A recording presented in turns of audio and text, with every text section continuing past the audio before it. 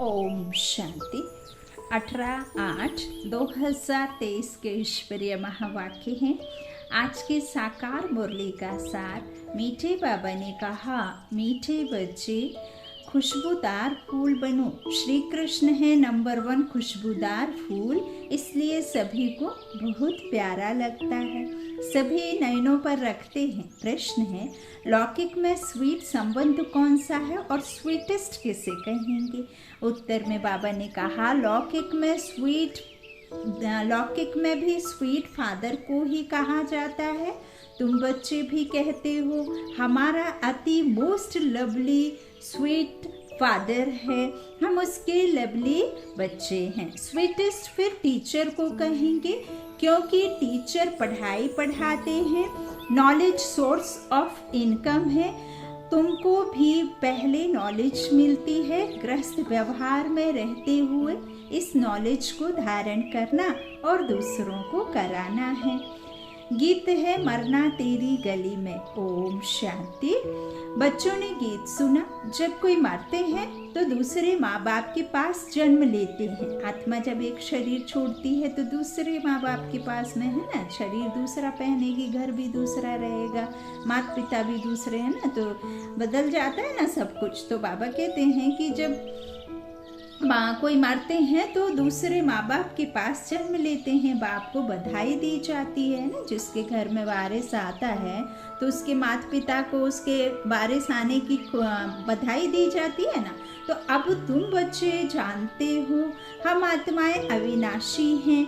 वह शरीर की बात है, एक शरीर छोड़ दूसरा लेते हैं, अर्थात एक बाप को छोड़ दूसरे बाप के पास जाते हैं। तुमने 84 साकारी बाप लिए हैं, है ना, शरीर रूपी पिता ना, 84 जन्म 84 माता पिता। तो वास्तव में हो निराकार बाप के बच्चे, है ना। बाबा देखो कह रहे हैं कि तुम हो तो उस परमात्मा की संतान।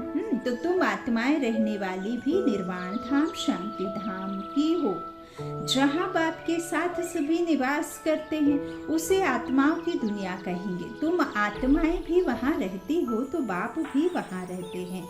यहाँ लौकिक बाप के बच्चे हो, बच्चे बनते हो तो उनको भूल जाते हो। सतयुग में तो बाप का कोई सिमरन नहीं करते हैं, बुद्धि नीचे आ जाती है। उनको याद करेंगे तो कहेंगे, ओ बाबा, इनको भी बाबा कहते हैं, वह भी फादर है।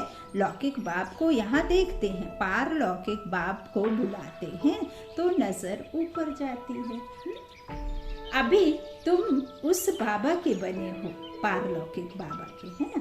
तुम जानते हो, पहले हम पवित्र थे, राज्य भाग्य मिला सतयुग में, है ना। अब 84 जन्म पूरे हुए हैं, दुखी हुए हैं, इसलिए बाप को याद करते हैं। यह वस्त्र माना शरीर पहनते पहनते अब तमो प्रधान बन गया है। पहले आत्मा और शरीर दोनों सतो प्रधान थे, जो कि सतयुग और त्रेता में रहते हैं। द्वापर से 43 जन्म हमने विकारों से ही लिए, तो ये बार बार इस कपड़े को पहना, एकदम तमो प्रधान बन गए। बाबा कहते हैं फिर आत्मा सतो रजो तमो में आती है। पहले गोल्डन थी, फिर सिल्वर, कॉपर, आयरन में आए हैं, है ना। 4 तरह का बाबा ने बताया है ना, एज का हमारा कैसा होता है ना। तो बाबा ने कहा सिल्वर 150 वर्ष की आयु, फिर कॉपर एज आती है त्रेता में, फिर आए गोल्डन, सिल्वर, फिर कॉपर और आयरन, है ना। तो सतयुग में तो गोल्डन, त्रेता में सिल्वर, फिर द्वापर में कॉपर, फिर कलयुग में आयरन। ऐसे तो यहाँ उम्र का कोई ठिकाना नहीं है कि 100 वर्ष होगी कि 1 वर्ष की होगी कि 2 वर्ष की, है ना। तो उसे तमो प्रधान होने की वजह से आयरन में हम आए। इसको जेवर भी कहा जाता है। सोने में खाद डालते हैं ना, बाप समझाते हैं, अब तुम आत्माएं पतित हो गई हो, सोना काला हो गया है, तुम काले इम्प्योर बन गए हो। पहले तुम आत्मा प्योर थी, शरीर भी प्योर था, अब फिर प्योर शरीर कैसे लेंगे? क्या स्नान करने से? स्नान करने से तो कुछ होता नहीं है। आत्मा पुकारती है, हे पतित पावन बाबा। बाबा अक्षर कितना मीठा है, बड़ा अच्छा है। भारत में ही बाबा अक्षर है। बच्चे बाबा बाबा करते रहते हैं। अभी तुम बच्चे जानते हो, हम आत्मा अभिमानी बन बाप के बने हैं। बाप कहते हैं हमने पहले पहले तुमको स्वर्ग में भेजा था, पाठ बजाते बजाते अभी अंत में आकर पहुँचे हो। अंदर में सदैव बाबा बाबा कहते रहो। तुम बच्चे जानते हो बाबा आया हुआ है, उनको ही सभी याद करते हैं कि हे पतित पावन बाबा आओ, हम पतितों को आकर पावन बनाओ। सभी अपनी अपनी भाषा में क्या करते हैं? बाबा कह रहे हैं कि सभी अपनी अपनी भाषा में पुकारते हैं, है ना। कोई राम कहता है, कोई रहीम कहता है, कोई साईं कहता है, तो कोई नूर कहता, कोई अल्लाह कहता है ना, अलग अलग कोई गॉड कहता है। तो इस तरह से बाबा कहते हैं सभी अपनी अपनी भाषा में पुकारते हैं। जब दुनिया पुरानी होती है तब पुकारते हैं, तो जरूर संगम पर ही आएंगे, यह भी तुम जानते हो। शास्त्रों में तो अगड़म बगड़म बहुत लिख दिया है। तुम बच्चों को पक्का निश्चय है कि हमारा मोस्ट बिलव्ड बाबा है, मोस्ट लवली बाबा है। बाबा भी कहते हैं स्वीट चिल्ड्रन, स्वीटेस्ट। अब स्वीट कौन है? लौकिक संबंध में भी फादर ही स्वीट होता है, फिर स्वीटेस्ट कहेंगे टीचर को। टीचर अच्छा होता है फिर भी पढ़ाते हैं। कहा भी जाता है knowledge is source of income, तो यह नॉलेज भी सोर्स ऑफ इनकम है? लेकिन यह सोर्स ऑफ इनकम तो है, यह सिर्फ एक जन्म के लिए नहीं, ये किस जन्मों के लिए, यूँ फिर आप पूरे कल्प के लिए भी कह सकते हैं ना। अभी का श्रेष्ठ कर्म ही आपको पूरे कल्प में चला दे। तो योग को याद, ज्ञान को नॉलेज कहा जाता है। तुम बच्चे जानते हो तुमको स्वर्ग का मालिक बनना था, तब तो शिव जयंती मनाते हैं, परंतु शिव बाबा कैसे आया यह किसको भी पता नहीं है। चित्रों में त्रिमूर्ति है, शिव है ऊपर, ब्रह्मा द्वारा स्थापना कौन कराते हैं? करण करावनहार शिव बाबा है। ब्रह्मा विष्णु शंकर के ऊपर है शिव, वह हुई रचना, उनका रचता है शिव, वह निराकार है, यह है साकार सृष्टि। सृष्टि चक्र है जो रिपीट होता है। सूक्ष्म वतन को सृष्टि का चक्र नहीं कहेंगे, यह मनुष्य सृष्टि ही चक्र लगाती है, बाकी ना सूक्ष्म वतन में ना मूल वतन में चक्र की बात है। अभी है कलयुग नर्क, सतयुग है स्वर्ग। अब नर्कवासियों को स्वर्गवासी कौन बनावे? वाम मार्ग में जाने से ही पतित हो जाते हैं, दिन प्रतिदिन सुख से दुख में आते जाते हैं। दुनिया तमो प्रधान बन जाती है, तब कहते हैं यह बिल्कुल ही तमोगुणी बुद्धि है, यह बहुत सतो प्रधान बुद्धि है, जैसे देवता समान है। वास्तव में पूजा देवताओं की होनी चाहिए, परंतु देवता तो इस समय कोई है नहीं, क्योंकि दैवी गुण उनमें है नहीं। क्रिश्चियन लोग क्राइस्ट को जानते हैं, उनको पूजते हैं। भारतवासी अपने को देवी देवता कह नहीं सकते। नाम तो बहुतों के हैं, फलानी देवी फलाना देवता, परंतु वह गुण तो है नहीं। गाते भी हैं मैं निर्गुण हारे में कोई गुण नहीं। मंदिरों में जाते हैं, गाते हैं ना जाने क्या क्या कि मैं मूर्ख खलकामी, मैं से वक्तुम स्वामी, और बाबा कहते हैं ये सब गाते हैं, है ना, इस तरह से। लेकिन यदि कोई लौकिक में कह दे कि तुम नीच हो, पापी हो, तो डंडे चल जाएंगे, मौत के घाट उतार देंगे, है ना। तो इस तरह बाप बैठ बच्चों को समझाते हैं, परंतु वह गुण तो है नहीं। गाते भी हैं मैं निर्गुण हारे में कोई गुण नहीं। आत्मा किसके सामने कहती है? बाप के सामने कहना चाहिए ना। बाप को मूल भाइयों के पीछे जाकर पड़े हैं, अनुज से मांगते हैं। क्या वर्षा भाई बहन से मिलेगा?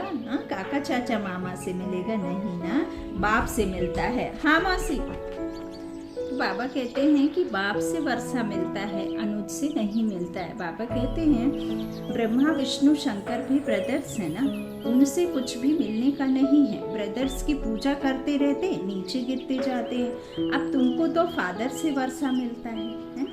तो फादर को कोई जानते नहीं, फादर को सर्वव्यापी कह देते हैं। अरे फादर का नाम कह देते हैं, वह तो नाम रूप से न्यारा है।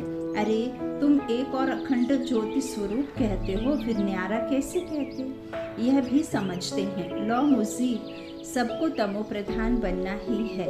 फिर जब बाप आए तब सबको सतो प्रधान बनाए। आत्मा को प्योर जरूर होना है। सब आत्माएं बाप के साथ रहने वाली हैं। नई दुनिया सो पुरानी दुनिया होनी है। तुम जानते हो अभी हम बाबा के बने हैं। बाबा आया हुआ है, ब्रह्मा द्वारा स्थापना कराते हैं। बाप कहते हैं मैं ब्रह्मा तन का आधार लेता हूँ, भाग्यशाली रथ में सवार होता हूँ। अब जो भगवान रथ लेगा उसे भगवान के रथ को ही भाग्यशाली कहेंगे। तो बाबा कहते हैं भागीरथ, बाबा ने ब्रह्मा को ही कहा। तो बाबा कहते हैं बाबा आया हुआ है, ब्रह्मा द्वारा स्थापना कराते हैं। बाप कहते हैं मैं ब्रह्मा तन का आधार लेता हूँ, भाग्यशाली रथ में सवार होता हूँ। रथ में जरूर आत्मा तो होगी ना। कहते हैं भागीरथ ने गंगा लाई। अब गंगा जटाओं में कैसे आएगी? हाँ, एक गिलास पानी डालने से तो चारों तरफ से बह जाएगा। किसी के बालों में गंगा कैसे समाहित हो जाएगी?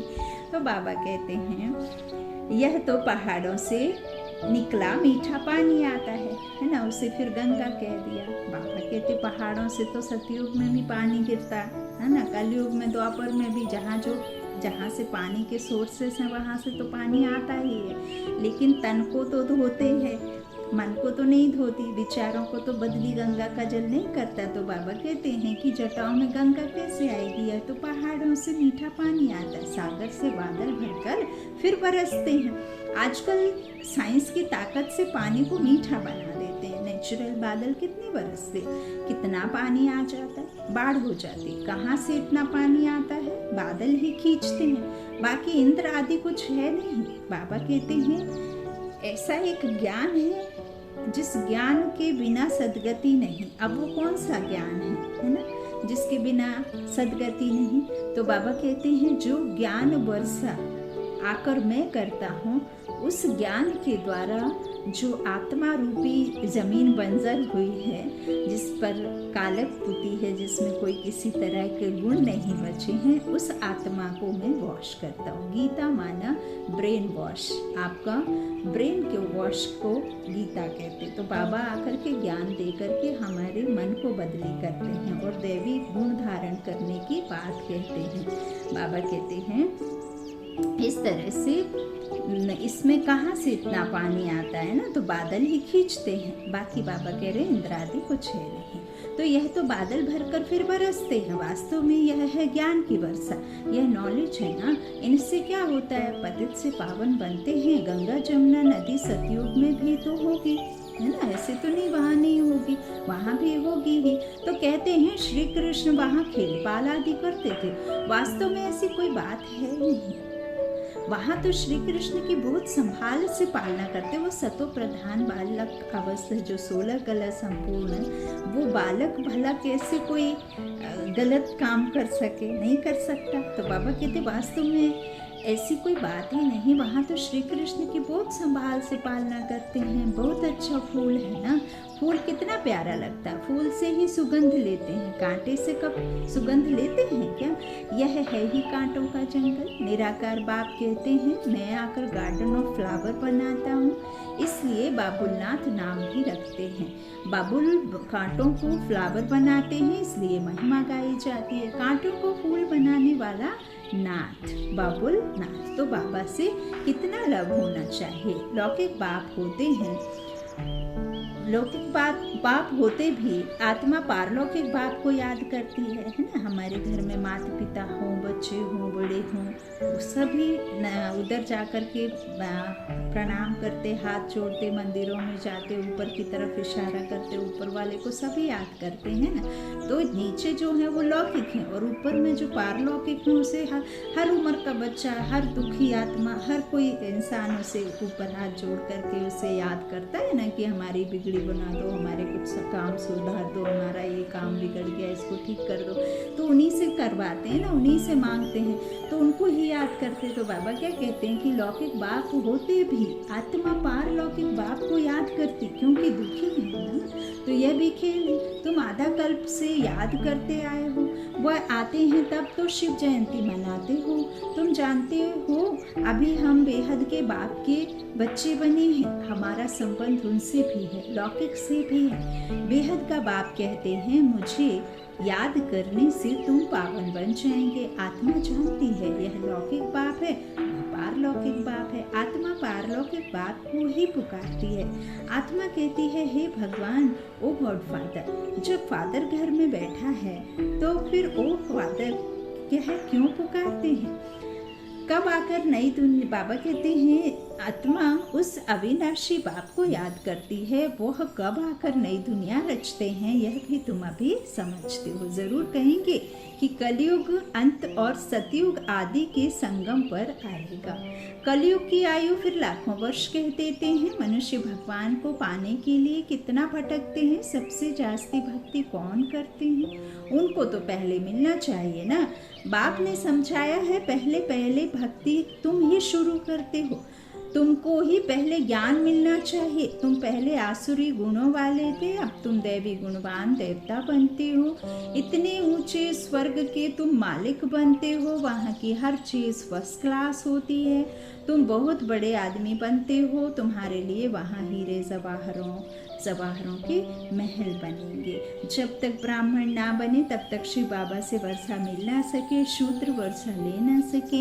यह यज्ञ है ना, इसमें ब्राह्मण जरूर चाहिए। यज्ञ हमेशा ब्राह्मणों का ही होता है। शिव को रुद्र भी कहा जाता है, तो यह है रुद्र ज्ञान यज्ञ। रुद्र शिव बाबा ने यह ज्ञान यज्ञ रचा हुआ है। भक्ति पूरी होती है तो यज्ञ रचा जाता है।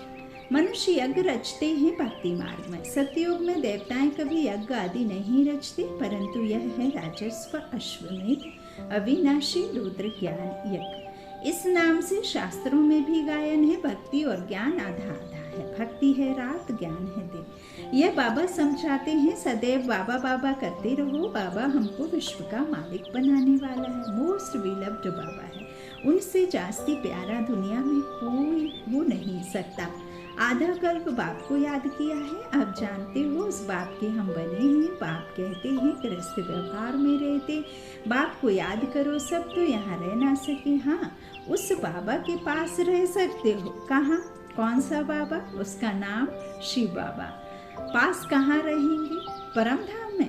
वहाँ सभी आत्माएं रह सकती हैं, यहाँ तो नहीं रह सकती। यहाँ तो थोड़े ही रहेंगे। यहाँ तो तुम बच्चों को नॉलेज लेनी है, यह पढ़ाई है ना। कोई भी मिलते हैं तो उनको यह बताना चाहिए कि दो बाप हैं, लौकिक और पारलौकिक। दुख में पारलौकिक बाप को याद करते हैं।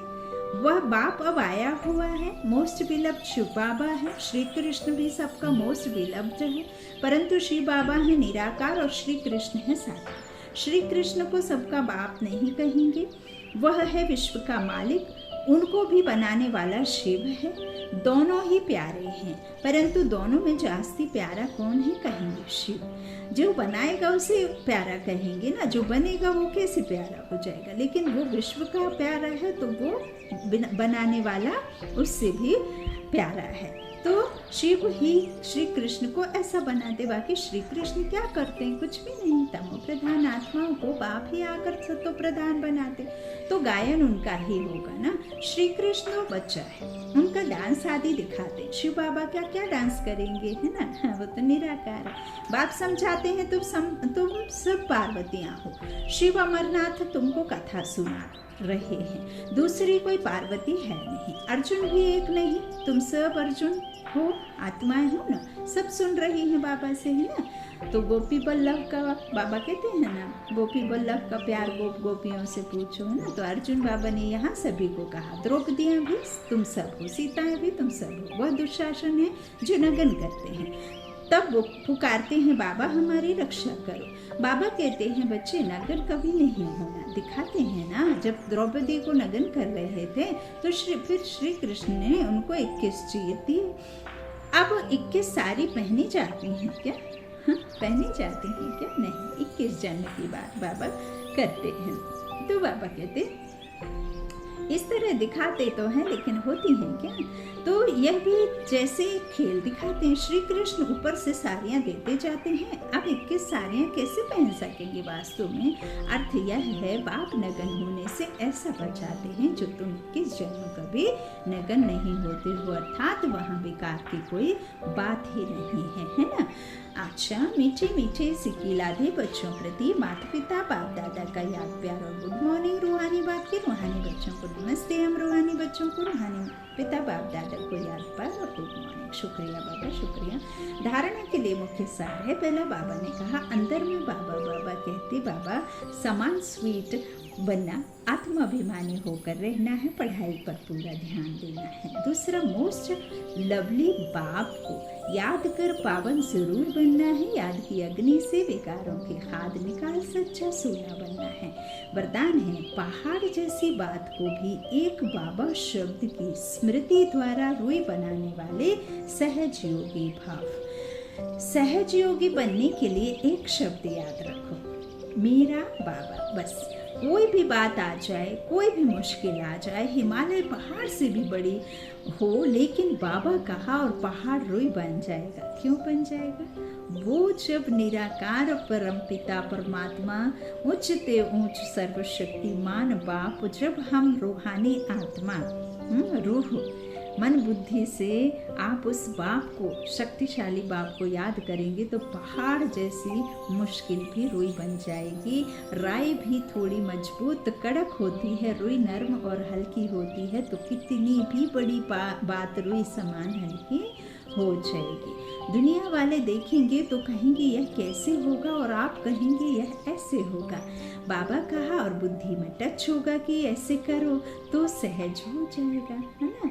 आप व्यर्थ में उलझे रहेंगे तो कभी भी आप उधर नहीं पहुंचेंगे, है ना। समर्थ में रहेंगे तब आप समर्थ बनेंगे बाप तक पहुंचने के लिए, है ना। अच्छा, यही सहज योगी जीवन है। स्लोगन है, प्यार के सागर में लवलीन रहो तो सदा समीप समान और संपन्न भव के वरदानी बन जाएंगे। प्यार के सागर में लवलीन रहो तो सदा समीप समान और संपन्न भव के वरदानी बन जाएंगे। अच्छा, ओम शांति, ओम शांति।